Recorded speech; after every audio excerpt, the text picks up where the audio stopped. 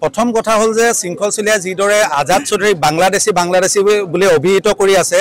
আমি আজি এই উচ্ছেদস্থলীৰ পৰা স্পষ্টকৈ শৃংখল চলিয়াৰ পৰা উত্তৰ বিচাৰিছো খুব কম সময়ৰ ভিতৰত যে আজাদ চৌধুৰী যে বাংলাদেশী হয় নিশ্চয় আপোনাৰ হাতত প্ৰমাণ আছে নহলেতো আপুনি অজ্ঞানী ব্যক্তি নহয় যে এজন মানুহক পটককে বাংলাদেশী স্বদেশী বা বিদেশী আখ্যা দিব সেই কাৰণে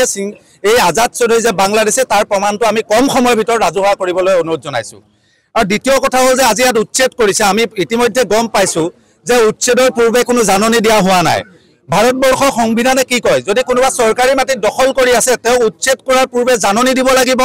তেওঁ নিৰাপদ স্থানলৈ স্থানান্তৰিত কৰিব লাগিব তাৰ পিছতহে তেওঁ এখিনি উচ্ছেদ কৰিব লাগিব কিন্তু এটো দুৰ্ভাগ্যজনক কথা কোনো নটিচ নিদিয়াকে কোনোবা এটা সংগঠনে আন্দোলন কৰাৰ বাবে দুদিনতে আহি পেলাই যোৰহাট পৌৰসভাই অবৈধভাৱে আজি উচ্ছেদ কৰিছে তাৰ জলজল পটপটকৈ স্পষ্টকৈ প্ৰমাণ হৈছে এটো কাৰণে যে আমি বিভিন্ন সময়ত দেখি আইছো আজাদ চৌধুৰীয়ে স্পষ্টকৈ কৈ আছে যে মোক যোৰহাট মিউনিসিপালিটিয়ে লিজতে দিছে মই অবৈধ দখল কৰা নাই কিন্তু তাৰ পাছতো একাংশই কৈ আছে যে আজাদ চৌধুৰীয়ে অবৈধ দখল কৰিছে নিশ্চয় সেইসকলৰ জ্ঞানে অবৈধ দখল আৰু লিজৰ মাজত যে এটা পাৰ্থক্য আছে সেই পাৰ্থক্যটো তেওঁলোকে নাজানে কাৰণে তেনেকুৱা ধৰণৰ কথা কৈছে আমাৰ কথা স্পষ্ট উচ্ছেদ হ'বলৈ আছে যে সামগ্ৰিকভাৱে যোৰহাটত যিমান অবৈধ দখল আছে সকলো উচ্ছেদ হ'ব লাগিব কেৱল আজাদ চৌধুৰীৰ মাটিকণ উচ্ছেদ হ'লে নহব আজি আজাদ চৌধুৰীৰ কাষতে বহুতখিনি অবৈধ দখল আছে সকলো উচ্ছেদ হ'ব লাগিব আৰু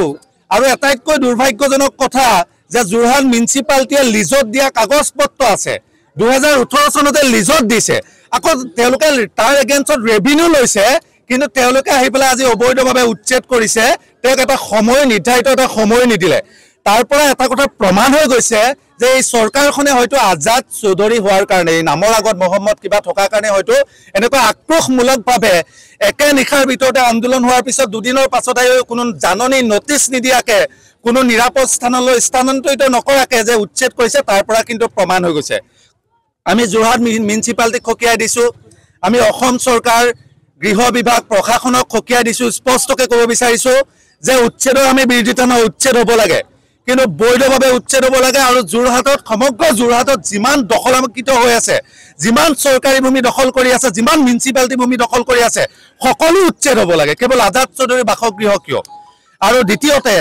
অসম চৰকাৰে এখন বিশেষ আইন প্ৰস্তুত কৰিব লাগে এই যে কোনোবাই কাৰোবাক কিবা টকা ডিমাণ্ড দিয়াৰ পাছতে যে কিবা কিবি নিদিলে কোনোবা ঠিকাদাৰে 2 টকা কাম কৰি ঘটা দেখি চকু হোৱাৰ পাছতে তেওঁক পইচা বিচাৰিলে নিদিলে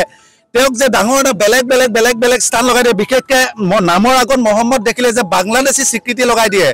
যদি প্ৰকৃত স্বদেশীক কোনোবাই বাংলাদেশী বুলি অপবাদ দিবে তেতিয়া তাৰ বিৰুদ্ধে এখন কঠোৰ আইন আনিব লাগে যাতে অনাগত দিনত এনেকুৱা ধৰণৰ বেয়া কথাবিলাক যাতে কোনো ক'বলৈ সাহস নকৰে আমাৰ কথা স্পষ্ট শৃংখল চলিয়া অতি কম সময়ৰ ভিতৰত উত্তৰ দিব লাগে যে তেওঁৰ হাতত যে এই আজাদ চৌধুৰী বিদেশী বুলি কৈছে বাংলাদেশী বুলি কৈছে বাংলাদেশৰ তেওঁ জন্মৰ প্ৰমাণপত্ৰ বাংলাদেশৰ সিটিজেনশ্বিপৰ প্ৰমাণপত্ৰ আমাক দিয়ক ৰাজহুৱাকে অন্যথা কিন্তু ইয়াৰ বিৰুদ্ধে প্ৰতিবাদ হ'ব তেওঁ কোৱা নিচিনাকে আমিও ক'ব বিচাৰিছো ইয়াৰ পৰা প্ৰতিবাদ উলিয়াম সমগ্ৰ যোৰহাটত প্ৰতিবাদ হ'ব সমগ্ৰ প্ৰয়োজন সাপেক্ষে অসমত প্ৰতিবাদ হ'ব আৰু গণতন্ত্ৰৰ শেষ স্তৰলৈকে প্ৰতিবাদ হ'ব যে এই এনেকৈ মানুহৰ নামৰ আগত কিবা দেখিলে যে জধে মধে অবৈধভাৱে কিছুমান ইলিগেশ্যন অনাৰ কাৰণে ইয়াৰ বিৰুদ্ধে